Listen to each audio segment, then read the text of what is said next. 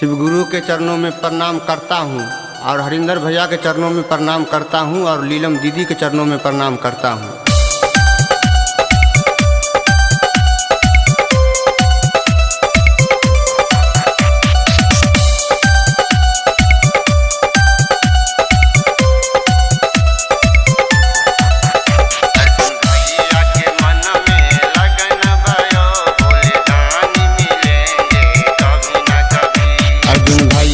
के मन में लगन भयो भोले दानी मिलेंगे कभी न कभी। अर्जुन भैया के मन में लगन भयो भोले दानी मिलेंगे कभी न कभी। भोले दानी मिलेंगे कभी न कभी। शिव गुरु मिलेंगे कभी न कभी। भोले दानी मिलेंगे कभी न कभी। शिव गुरु मिलेंगे कभी न कभी। अर्जुन भैया के मन में लगन भयो भोले दानी मिलेंगे कभी न कभी। अर्जुन भैया के मन में लगन भयो भोले दानी मिलेंगे कभी न कभी।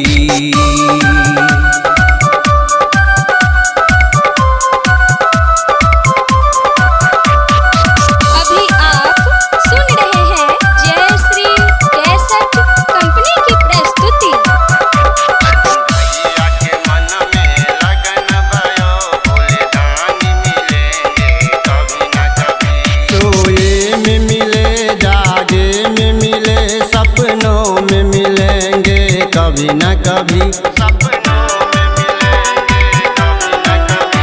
सोए में मिले जागे में मिले सपनों में मिलेंगे कभी न कभी। अर्जुन भैया के मन में लगन भयो भोले दानी मिलेंगे कभी न कभी। अर्जुन भैया के मन में लगन भयो भोले दानी मिलेंगे कभी न कभी। भोले दानी मिलेंगे कभी न कभी। शिव गुरु मिलेंगे कभी न कभी। भोले दानी मिलेंगे कभी न कभी। शिव गुरु मिलेंगे कभी न कभी।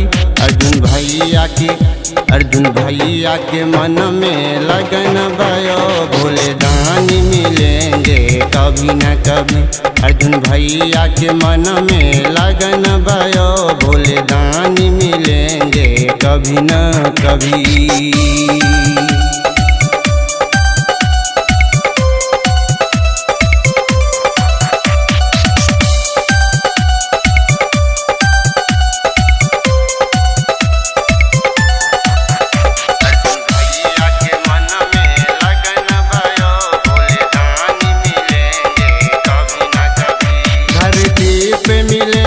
जमी पे मिले आसमान में मिलेंगे कभी न कभी। आसमान में मिलेंगे कभी न कभी। धरती पे मिले जमी पे मिले कैलाश में मिलेंगे कभी न कभी। अर्जुन भैया के मन में लगन भयो भोले दानी मिलेंगे कभी न कभी। अर्जुन भैया के मन में लगन भयो भोले दानी मिलेंगे कभी न कभी। भोले दानी मिलेंगे कभी न कभी। शिव गुरु मिलेंगे कभी न कभी। भोले दानी मिलेंगे कभी न कभी। शिव गुरु मिलेंगे कभी न कभी। अर्जुन भैया के मन में लगन भयो भोले दानी मिलेंगे कभी न कभी। अर्जुन भैया के मन में लगन भयो भोले दानी मिलेंगे कभी न कभी।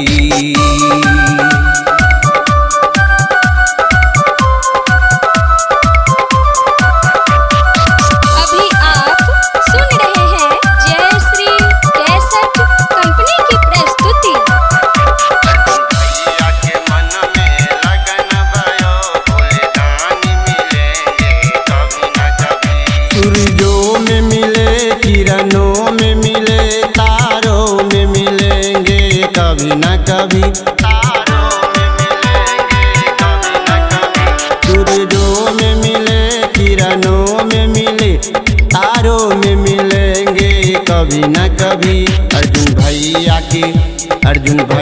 के मन में लगन भयो, भोले दानी मिलेंगे कभी न कभी।